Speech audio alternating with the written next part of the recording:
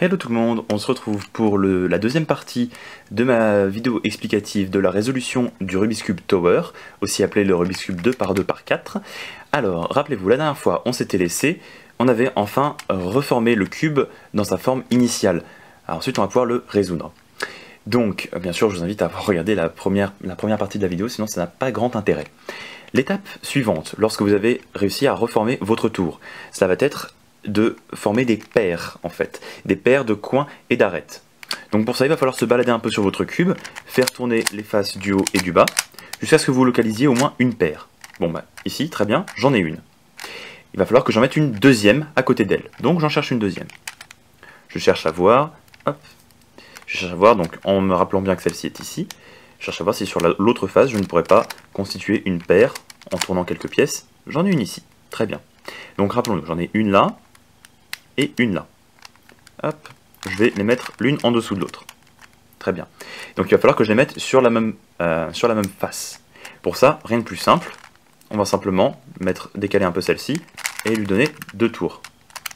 Elle va passer ici. Et je n'avais pas vu, mais par la même occasion, j'avais celle-ci qui était également constituée. Donc je vais faire d'une pierre deux coups. Hop, en tournant ça, je vais en placer 2 d'un seul coup. J'ai maintenant 3 paires constituées du même côté. Impeccable, il ne m'en manque plus qu'une que vous vous doutez, je vais devoir placer ici. Donc je recommence mon petit cinéma en tournant hop, un petit peu partout, voilà. J'en ai une ici. La dernière, pour la caler, ça va être très simple. Hop. Donc, vous savez qu'elle va devoir aller ici.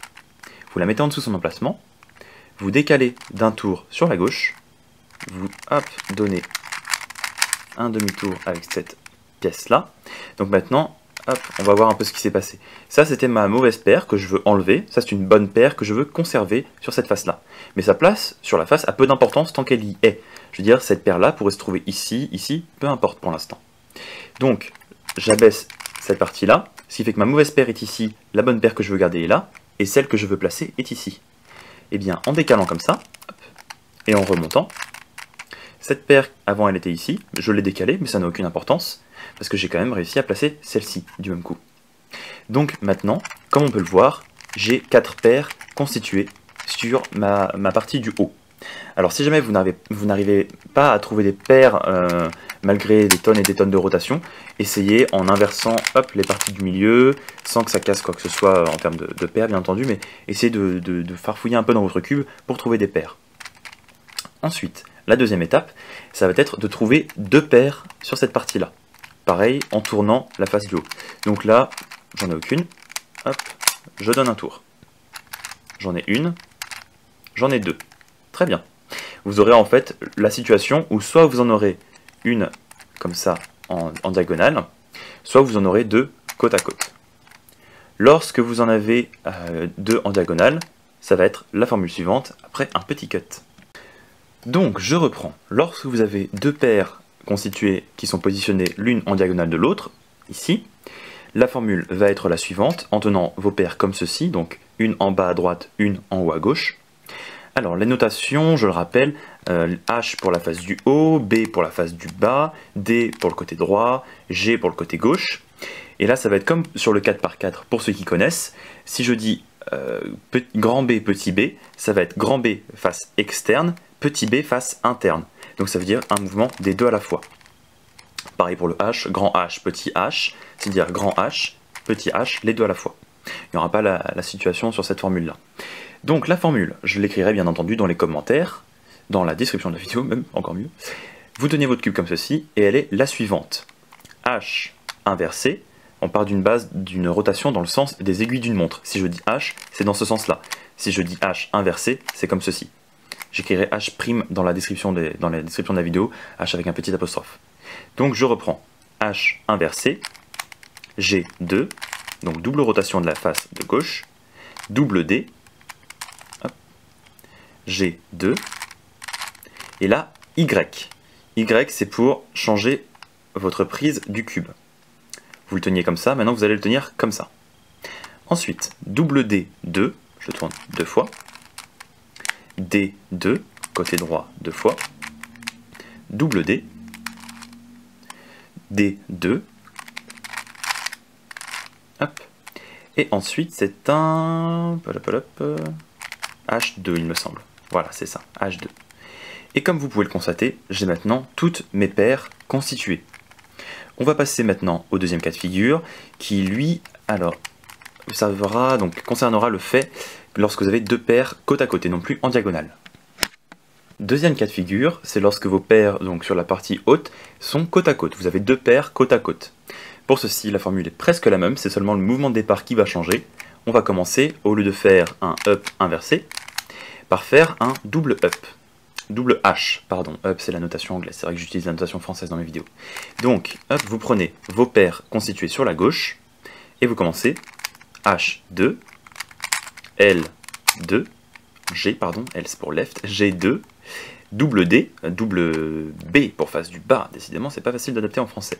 Double B, c'est-à-dire la partie interne, externe et interne. Double B, donc, G2, Y, pour inverser votre prise sur le cube, pas pour inverser mais pour modifier, double D, 2, double B, décidément, D2,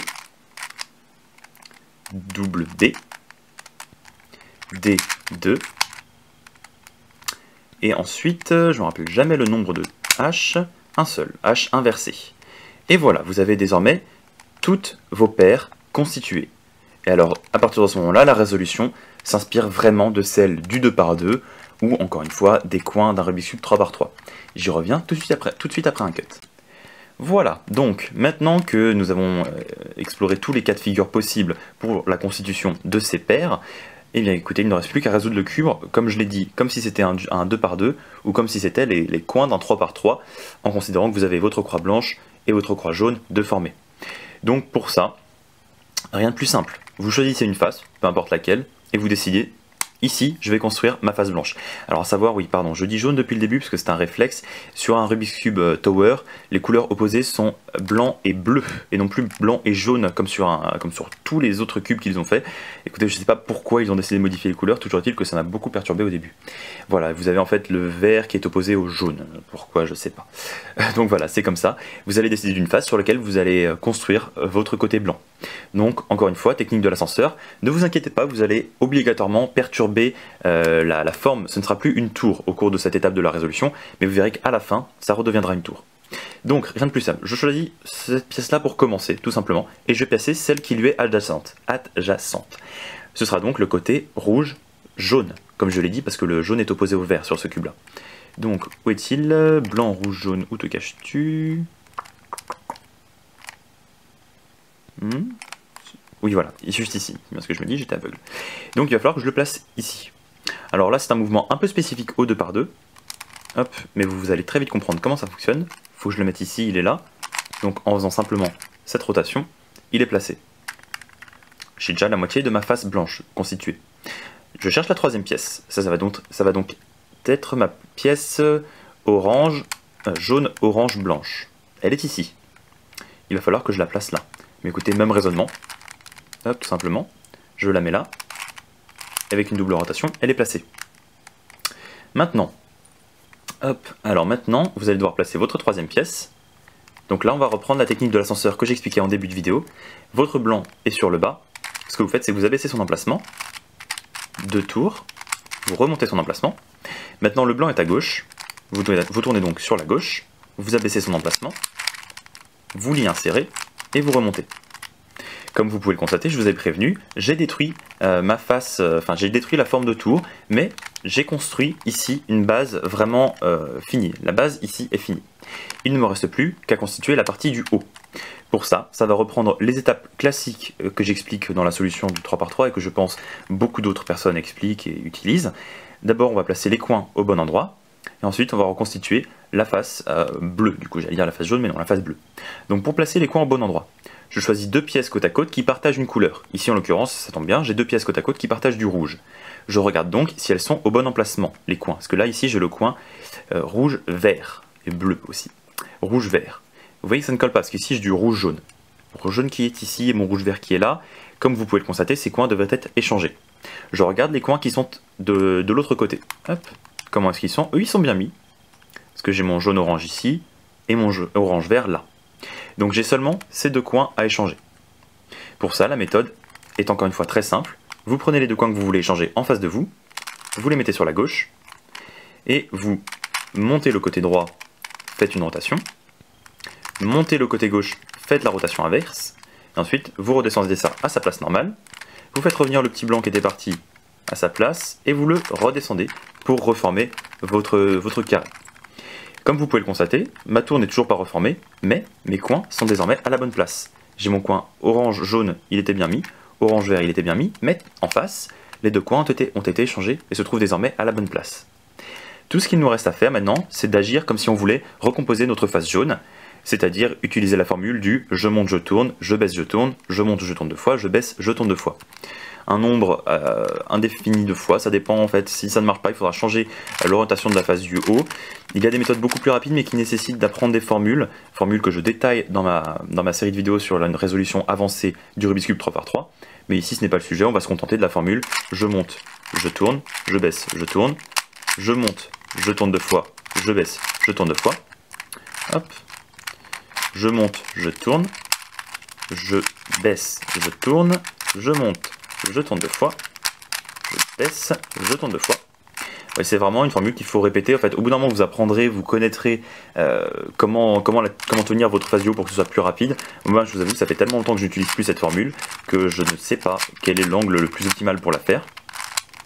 Donc, je me contente d'essayer en boucle. Je monte, je tourne, je baisse, je tourne, je monte, je tourne, décidément, deux fois, je baisse, je tourne deux fois. Hop, je monte, je tourne, je baisse, je tourne, je monte, je tourne deux fois, je baisse, je tourne deux fois. Voilà, c'est vraiment pas optimal comme méthode, on a beau dire. Je monte, je tourne, je baisse, je tourne, je monte, je tourne deux fois, je baisse, je tourne deux fois. Je monte, je tourne, je baisse, je tourne, je monte, je tourne deux fois, je baisse, si ça va bien.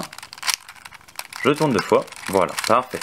Jusqu'à obtenir cette situation où vous en avez seulement un et un seul que vous mettez en bas à gauche. Ensuite, il ne vous restera plus qu'à appliquer la formule ou bien une ou bien deux fois selon le cas de figure et votre cube sera fini. Donc ici, je n'ai plus qu'à l'appliquer une seule fois. Je monte, je tourne, je baisse, je tourne, je monte, je tourne deux fois, je baisse, je tourne, une seule fois, du coup ça suffit. Et voilà, votre Rubik's Cube Tower est constitué. Donc je répète les étapes. Première étape, reconstituer sa forme de tour en faisant exactement la même méthode que je viens de faire ici, sans se préoccuper des couleurs. Deuxième étape, rétablir des paires d'arêtes sur un côté, puis faire la même chose de l'autre côté en utilisant une des deux formules que j'ai présentées.